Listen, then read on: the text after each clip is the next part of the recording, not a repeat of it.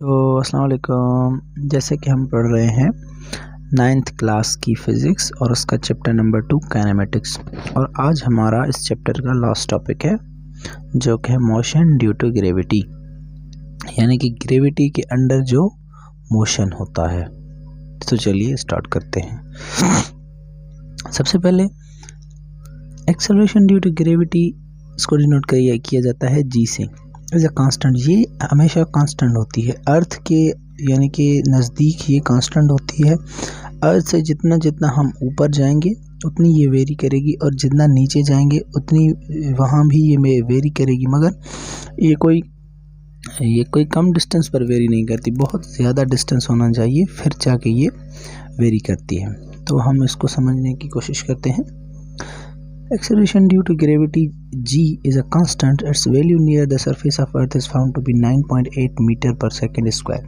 और अर्थ के सरफेस पर जो इसका जो वैल्यू है वो 9.8 मीटर पर सेकेंड होता है, यानी कि ये भी एक किस्म की 9.8 मीटर पर सेकेंड स्क्वायर एक किस्म की एक्सेलरेशन है, लेकिन इसका वैल्यू जो अर्थ के सरफेस के नियर है वो 9.8 मीटर पर सेकेंड स्क्वायर होता है।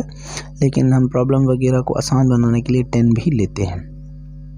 Gravitational acceleration is taken negative for the object upward. अब ये जैसे है क्या, जैसे कि ये है क्या ग्रेविटेशनल एक्सेलरेशन।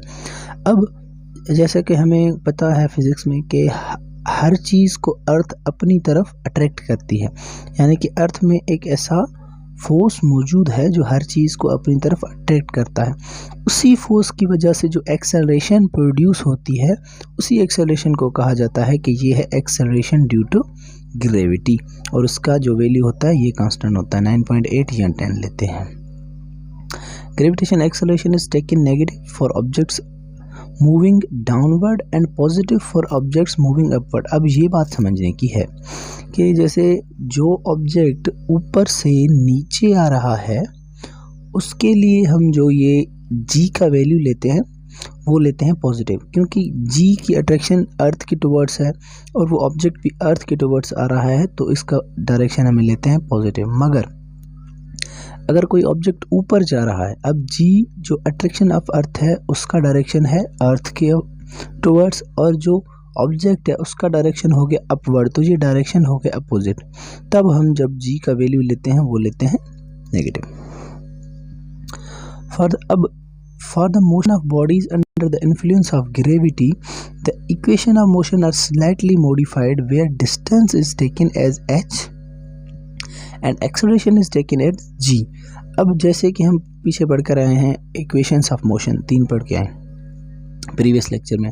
अब वहाँ पे हम जो डिस्टेंस था उसे ले रहे थे s, लेकिन यहाँ पे डिस्टेंस जो होगा वो होगी हाइट, तो s को हम रिप्लेस कर देंगे h से, और वहाँ पे जो एक्सेलरेशन थी वो नॉर्मल एक्सेलरेशन थी a, और यहाँ पे जो एक्सेलरेशन होगी वो होगी एक्सेलरेशन ड्यू टू ग्रेविटी, तो a को रिप्लेस कर देंगे हम g से।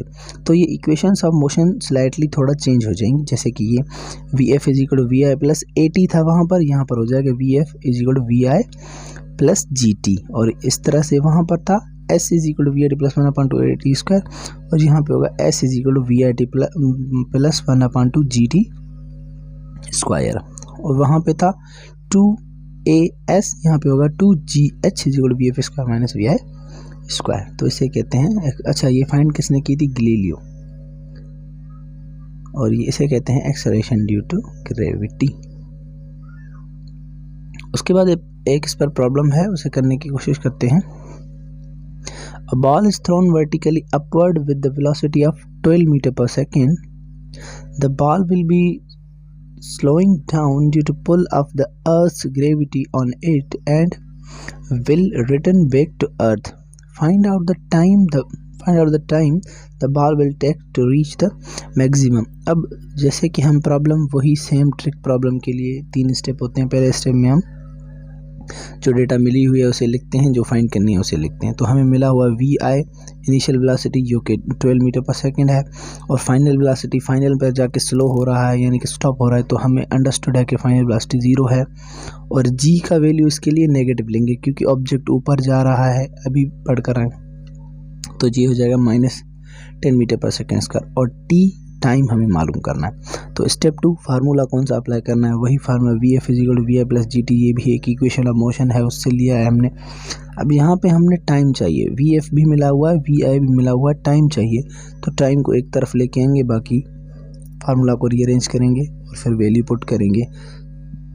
फाइनल वेलोसिटी 0 - 12 अपान में -10, तो ये हमें जो टाइम मिलेगा 1.2 second. The ball will reach maximum height at the 1.2 second. So 1.2 second में बॉल अपनी मैक्सिमम हाइट पर पहुंच जाएगा। उसके बाद ये एक फ्लो चार्ट है जो हम सारा चैप्टर पढ़ के आए हैं, उसी का जो मतलब कि कॉन्सेप्ट है उसको समझने की कोशिश करनी, मतलब कि क्या क्या पढ़ा हमने उसका एक रिवीजन है। काइनेमेटिक्स उसकी डेफिनेशन, फिर रेस्ट एंड मोशन पढ़ा हमने, रेस्ट पढ़ी, फिर हमने मोशन पढ़ा, फिर मोशन में आ गए तो मोशन की टाइप्स पढ़े, vibratory motion, rotatory motion, translatory motion. फिर ट्रांसलेटरी मोशन के हमने 3 टाइप पढ़े, linear motion, circular motion, random motion. फिर लीनियर मोशन में हम आए जब तो हमने डिस्टेंस पढ़ा, डिस्प्लेसमेंट पढ़ा, स्पीड पढ़ी, वेलोसिटी पढ़ी और एक्सीलरेशन पढ़ी। तो ये एक ओवरव्यू है सारे चैप्टर का कि क्या क्या हमने पढ़ा है और उसको देखना है। कॉन्सेप्ट मैप है एक किस्म का। उसके बाद हैं ये कुछ MCQs, अगर आप करना चाहें तो कर सकते हैं, खुद प्रैक्टिस करें। Scalar quantities have dash dash and suitable units. Scalar quantities को क्या क्या होता है, यूनिट के साथ क्या होता है, मैग्नीट्यूड होता है। Vector quantities have dash dash along with magnitude unit. अब वेक्टर क्वांटिटीज को मैग्नीट्यूड भी होता है, यूनिट भी होता है, और थर्ड चीज जो होती है डायरेक्शन भी होता है। Which one is a vector quantity? अब वेक्टर क्वांटिटी कौन सी है, मास, वेट या टाइम। टाइम तो वेक्टर हो नहीं सकता क्योंकि इसको कोई डायरेक्शन तो होता नहीं। मास को भी डायरेक्शन की ज़रूरत नहीं पड़ती, तो यहाँ पर हमारी जो वेक्टर क्वांटिटी है वो है वेट।